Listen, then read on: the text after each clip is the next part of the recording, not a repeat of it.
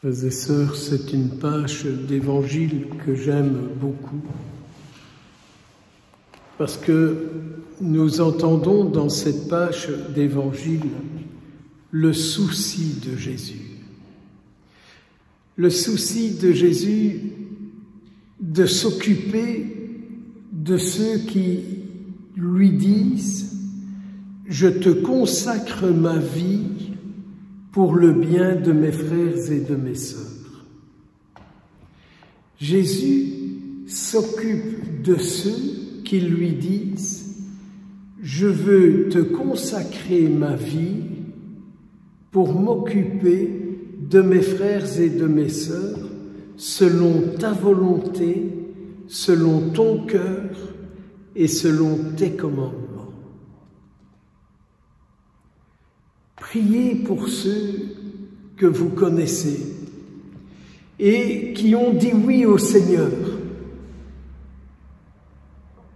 Priez aussi pour tous ceux qui n'ont pas encore dit oui et qui pourraient entendre cette parole,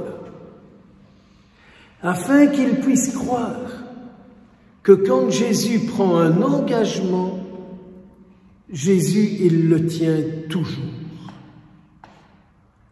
Je sais ce que Jésus a dit pour moi le jour où je lui ai dit oui. Il ne m'a pas dit « tu auras un tapis rouge ». Il ne m'a pas dit « ce sera le paradis, tout se passera bien ». Non, il m'a dit « je serai toujours avec toi dans la mesure où tu désires accomplir ce que je souhaite ». Je crois qu'il faut entendre ça. Je serai toujours avec toi dans la mesure où tu désires accomplir ce que je souhaite pour les gens que tu rencontres. Et donc, c'est là cette prière terriblement importante que je dois faire. Quand quelqu'un vient me parler de ses soucis, de ses difficultés, de ses misères, peu importe lesquelles, je ne peux pas faire l'économie que de d'abord prier le Seigneur pendant que j'écoute la personne, pendant que je la reçois, et de le dire au Seigneur, mais que désires-tu accomplir en cette personne? C'est parfois très loin de la demande qui est faite. Mais je reviens sur ceux qui disent oui. Ils pourraient peut-être avoir peur et se dire, mais je vais vivre de quoi? Je vais vivre comment? Jésus dit, ne t'inquiète pas, tu rencontreras des gens qui te soutiendront, qui te permettront de réaliser ta mission. Tu verras, là où tu auras l'hospitalité, ben reste là. Quand tu rencontreras quelqu'un qui te soutient dans sa mission, reste avec cette personne. Je la bénis, c'est un peu comme s'il disait, je la bénirai et je te bénirai aussi pour ce que pour elle tu réaliseras. Je crois qu'il nous faut comprendre l'Évangile et il nous faut entrer dans cette certitude que quand notre Seigneur dit quelque chose, c'est toujours vrai ce qu'il dit et il l'accomplit. C'est vrai que c'est pas trop évident de trouver du soutien, c'est pas évident de trouver de l'hospitalité, et peut-être encore plus aujourd'hui, dans notre monde de consommation. On consomme, on a droit, on profite, parfois même on abuse. Mais Jésus est très réconfortant. Ne te laisse pas aller, ne te détruis pas. Ils veulent pas t'écouter, ils veulent pas de toi. C'est pas grave. Pars, va ailleurs. Ne reste pas où tu t'abîmes. ne reste pas où tu te démolis.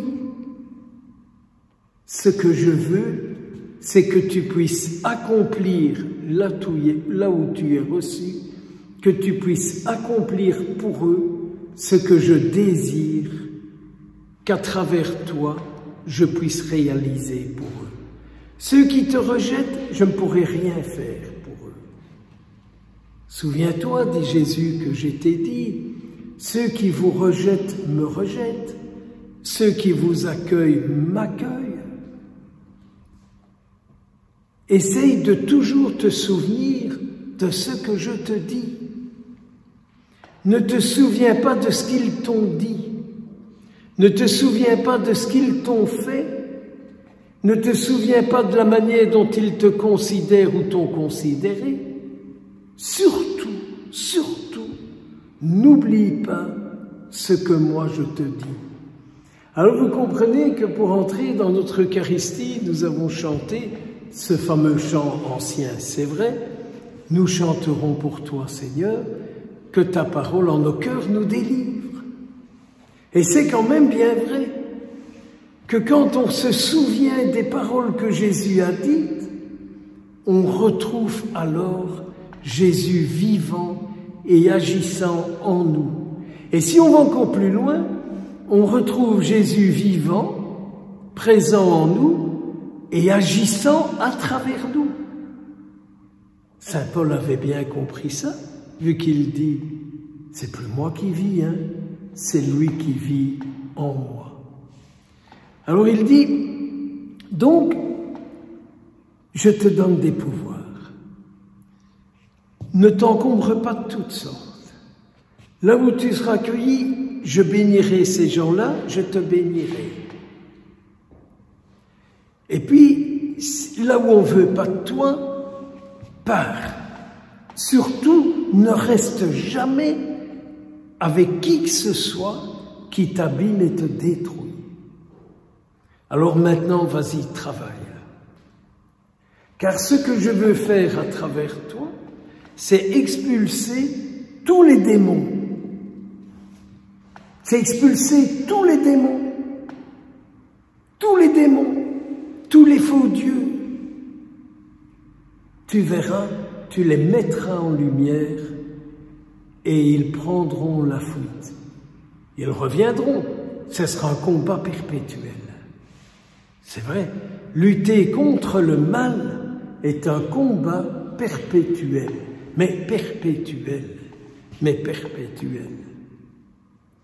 Et puis, tu vas rencontrer beaucoup de malades, des gens qui souffrent, des gens qui peinent, des gens qui sont malheureux. Eh bien, tu leur feras des onctions avec l'huile sainte, mais tu les feras en mon nom. Et si tu le fais en mon nom, cette huile va adoucir leur douleur, va pénétrer dans leur souffrance, va pénétrer dans ce qui leur font mal. Comme on dit parfois, on a besoin de remettre de l'huile dedans, quoi, hein? Mais mettre de l'huile sainte dans le corps, dans le cœur, dans l'âme, dans l'esprit des malades, c'est mettre la douceur de Dieu qui huile un peu tout ce qui est grinçant et tout ce qui est abîmé. Soyons dans l'action de grâce et remercions le Seigneur pour cette parole qu'il nous donne. Remercions-le, mais remercions-le. Remercions-le aussi parce que nous sommes ici, que nous avons écouté cette parole et qu'elle va agir en nous, qu'elle va produire en nous ce que nous avons entendu, ce que nous en avons accueilli et ce que nous en retiendrons. C'est-à-dire, quand j'accueille la parole, j'accueille le Christ. Et c'est lui qui nous bénit et qui nous plonge dans cet amour trinitaire qui est Père, Fils et Esprit Saint pour les siècles des siècles.